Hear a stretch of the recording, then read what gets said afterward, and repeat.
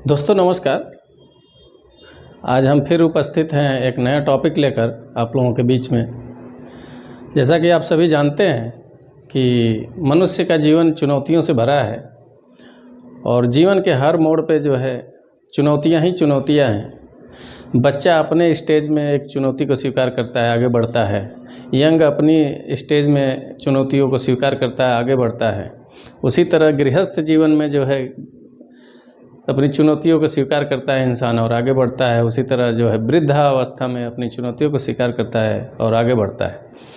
यानी कि ये हमारा जो है दिनचर्या में भी है और हमारे जीवन से जुड़ा हुआ है। तो इसमें जो महत्वपूर्ण जो भाग होता है हमारे जीवन का, मनुष्य के जीवन का, वो होता है हमारा लक्ष्य निर्धारण। अगर हम समय से और सही तरीके से अपना लक्ष्य का निर्धारण नहीं कर रहे हैं तो हम देखते हैं कि जो है जिस कार्य को हम करते चले जाते हैं और एक समय आता है कि हमारे हाथ कुछ भी नहीं लगता है। तो हम कैसे अपने लक्ष्य का निर्धारण करें, आज हम लोग इसी पे बात करेंगे कि तमाम युवा को हम देखते हैं और तमाम लोगों को देखते हैं जो शिक्षा ग्रहण करने के क्षेत्र में या व्यवसाय के क्षेत्र में या किसी अन्य क्रियाकलाप के क्षेत्र में देखते हैं कि जो है विदाउट लक्ष्य निर्धारण किए वो आगे बढ़ते चले जाते हैं और आगे देखने को मिलता है कि उनके जीवन में आउटपुट के नाम पे जीरो हासिल होता है।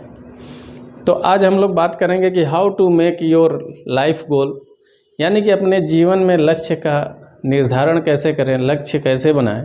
उसके लिए हमारे कुछ 12 पॉइंट्स हैं जिसके बारे में हम बारी बारी चर्चा करेंगे कि जब भी हम अपना लक्ष्य तय करें, चाहे वो युवा हो, व्यवसायी हो या किसी भी कार्य क्षेत्र में जिस कार्य को आप करने जा रहे हैं वो किसी में भी जो है ये चीज़ें लागू हो सकती हैं।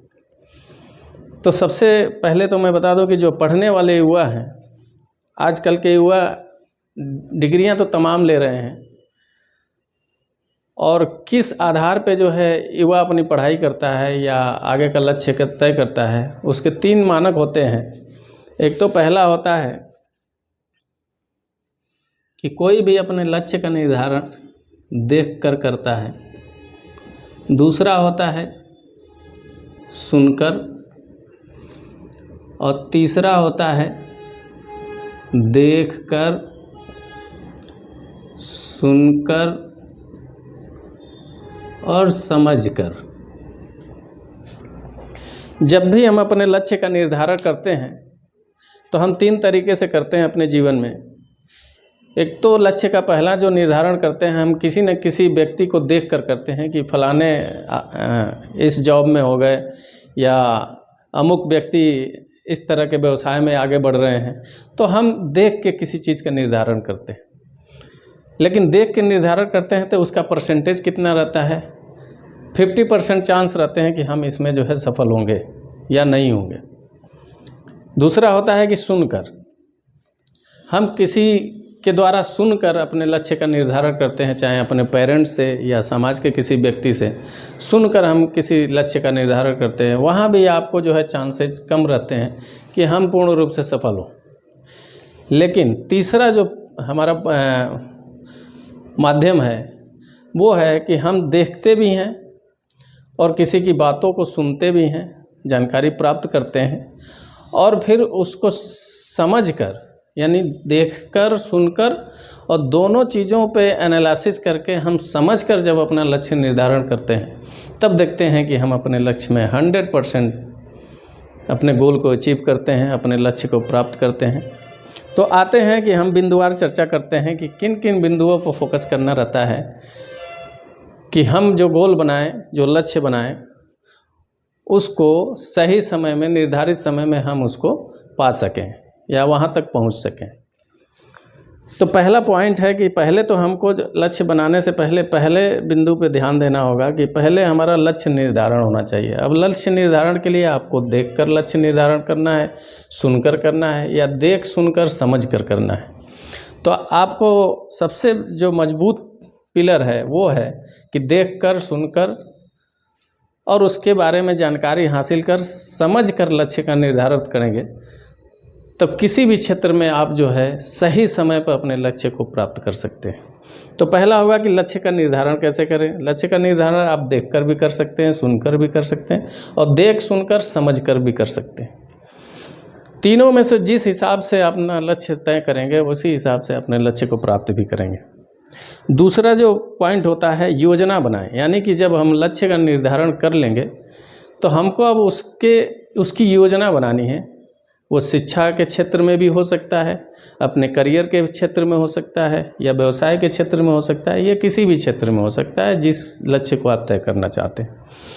तो उसकी योजना बनाएं। योजना बनाने के दौरान जो है हमको जिस क्षेत्र में, जिस कार्य क्षेत्र में हम अपनी लक्ष्य को निर्धारण कर रहे हैं उसमें हमको इकोनॉमिकल रिसोर्सेस, मैन पावर या बुक या जो भी साधन है उसकी योजना बनाएंगे। उसमें कितना हमारा खर्च आएगा, कितना व्यय होगा, कितना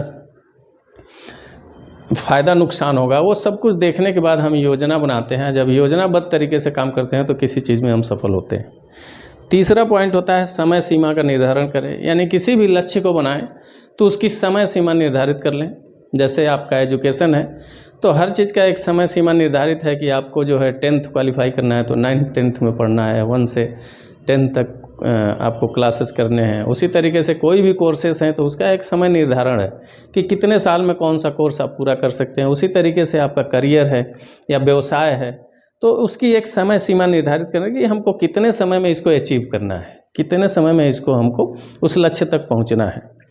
चौथा होता है सकारात्मक सोच। ये बहुत महत्वपूर्ण पिलर है कि हमको जो है एकदम पॉजिटिव रहना है, सकारात्मक रहना है, सकारात्मक लोगों के बीच रहना है और अपने लक्ष्य को, जिस लक्ष्य को निर्धारित किए हैं वैसे लोगों के ही बीच में रहेंगे तभी जाके आप उसमें सफल हो सकते हैं। तो हमेशा सकारात्मक सोच बनाए रखें। पांचवा होता है कि कड़ी मेहनत। जिस भी कार्य को कर रहे हैं, अगर एजुकेशन ले रहे हैं, पढ़ाई कर रहे हैं, या अपने करियर में स्ट्रगल कर रहे हैं, या अपने व्यवसाय में स्ट्रगल कर रहे हैं, तो किसी भी चीज़ में कड़ी मेहनत बहुत ज़रूरी है। अगर मेहनत नहीं करते हैं तो आप उस लक्ष्य को प्राप्त नहीं कर सकते हैं जो आपका ड्रीम है। छठवां होता है कि अनुशासित रहें। ये बहुत ही महत्वपूर्ण पिलर है कि हम किसी भी कार्य क्षेत्र में, किसी भी क्षेत्र से जुड़े हैं या जिसमें भी जो है हम अपना लक्ष्य निर्धारण किए हैं, जिस कार्य को कर रहे हैं, चाहे वो एजुकेशन हो, करियर हो या व्यवसाय हो या कोई भी क्षेत्र हो, उसमें अनुशासन का बहुत बड़ा रोल है कि हमको डिसिप्लिन में रहना है, डिसिप्लिन में रहकर ही कार्य करना है। सातवां पॉइंट आता है कि अपने कौशल को विकसित करें और दिन प्रतिदिन नई नई चीज़ों को सीखने का प्रयास करें। रोज़, हर पल, हर समय, हर घड़ी, हर दिन अपने समय का सदुपयोग करें और कुछ न कुछ कौशल विकसित करें और नई नई चीज़ों को सीखने का प्रयास करें। जैसा कि आप लोगों ने देखा होगा कि अभी पहलगाम हमले के बाद जो है युद्ध जब पाकिस्तान और भारत के बीच छिड़ा था तो ड्रोन टेक्नोलॉजी, बहुत सुना होगा कि ड्रोन से बम गिराया गया। तो ड्रोन टेक्नोलॉजी यानी कि जो है ड्रोन आज के डेट में जो है खाद छींटने से लेके शादी समारोह से लेके हर चीज़ में ड्रोन का इस्तेमाल होता है। यानी कि ये टेक्नोलॉजी कितना डेवलप हुई है। ऐसी ऐसी तमाम तकनीकी शिक्षा जो है अपने बीच में डेवलप कर रही है, जिसके बारे में जानकारी का होना आवश्यक है। तो हम रोज़ कुछ ना कुछ नई तकनीकी सीखते रहें, कौशल को विकसित करते रहें। आठवां पॉइंट आता है कि अपनी कमजोरियों को पहचानें और उस पर काम करें। ये बहुत महत्वपूर्ण पार्ट है कि हमेशा जो है अपनी कमियों को ढूंढना चाहिए, कमजोरियों को पहचानना चाहिए और उसको दूर करने के लिए उस पर प्रतिदिन काम करना चाहिए। तब जाके वो हमारी कमियां दूर होंगी और जब कमियां दूर होंगी तो हम अपने लक्ष्य में जो है प्राप्त करने के लिए मजबूती से आगे बढ़ते रहेंगे। नौवां पिलर आता है कि हार से घबराएं नहीं, उससे प्रेरणा लें, सीखें और सुधार करें।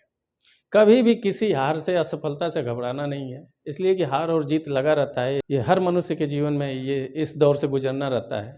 हार जीत से घबराना नहीं चाहिए। जीत मिले तो खुशी मनाइए, हार मिले तो जो है उससे प्रेरणा लीजिए, सीखिए और सुधार करिए और आगे बढ़िए। इससे कभी नहीं घबराना चाहिए। हार एक नई ऊर्जा देने का काम करता है और हार एक जो है नए रूप में कुछ बड़ा जीवन में होने का एक संकेत है। इसलिए हार से कभी ना घबराएं। हार होने का मतलब है कि आपके जीवन में कुछ और बेहतर होने वाला है। इस ऊर्जा के साथ, इस सकारात्मक सोच के साथ आगे बढ़े। अब आता है 10वां कि सहायता लें। अगर पढ़ाई के क्षेत्र में हैं तो बुक का सहायता ले सकते हैं, किसी टीचर का सहायता ले सकते हैं, किसी सहयोगी का सहायता ले सकते हैं, किसी दोस्त का सहायता ले सकते हैं, किसी इंस्टीट्यूट का सहायता ले सकते हैं, या किसी व्यवसाय में हैं तो व्यवसायिक व्यक्ति से जो है सहायता ले सकते हैं। अगर ज़रूरत महसूस होती है तो सहायता लेने का प्रयास करें और उससे सीखने का प्रयास करें और आगे अपने लक्ष्य को प्राप्त करने के लिए आगे बढ़ने का प्रयास करें। 11वां पॉइंट है धैर्य रखें। ये बहुत ही महत्वपूर्ण पॉइंट है कि अपने जीवन में हमेशा धैर्य को बनाए रखना है, चाहे वो स्वास्थ्य से संबंधित हो या शिक्षा से संबंधित हो या व्यवसाय से संबंधित हो। हर चीज़ में एक धैर्य, यानी कि जो है किसी व्यक्ति को अगर कोई बीमारी हो जाती है तो धैर्य खोने लगता है। जब तक उसको सुख रहता है, जब तक आराम रहता है, तब तक वो खूब मस्ती करता है, लेकिन जैसे ही उसके ऊपर दुख आता है तो वो घबराने लगता है, आत्मविश्वास को खोने लगता है और धैर्य को खोने लगता है और देखता है कि अपने को निरीह एकदम महसूस करने लगता है। तो इसलिए अपने धैर्य को बनाए रखना है, चाहे वो शिक्षा के क्षेत्र में हो, करियर के क्षेत्र में हो या व्यवसाय के क्षेत्र में हो। अगर धैर्य बनाए रखेंगे तो एक समय ज़रूर आएगा जो आपको जो है अच्छा सुखद एक परिणाम देने का प्रयास करेगा। 12वां पॉइंट होता है कि अपनी सफलता का जश्न मनाएं। जो भी लक्ष्य निर्धारण किए हैं और इन सारे बिंदुओं को अगर फॉलो करते हैं तो एक समय ज़रूर आएगा जब आप सफलता को अचीव करेंगे, सफलता को प्राप्त करेंगे। और जब सफलता आपको मिले तो उसका जश्न ज़रूर मनाएं, उसकी खुशियां मनाएं और लोगों में बांटें और अपने अनुभव को शेयर करें और दूसरे को आगे बढ़ाने के लिए प्रेरित करें। तो बहुत बहुत धन्यवाद आप सभी का। अगर मेरी वीडियो अच्छी लगे तो एक दूसरे तक पहुँचाने का प्रयास करें और मेरे चैनल को सब्सक्राइब करें, लाइक करें और अपनी प्रतिक्रिया दें, जिससे जो है कुछ और जो है अच्छे अच्छे टॉपिक आपके बीच में लाने का हम प्रयास करेंगे। धन्यवाद।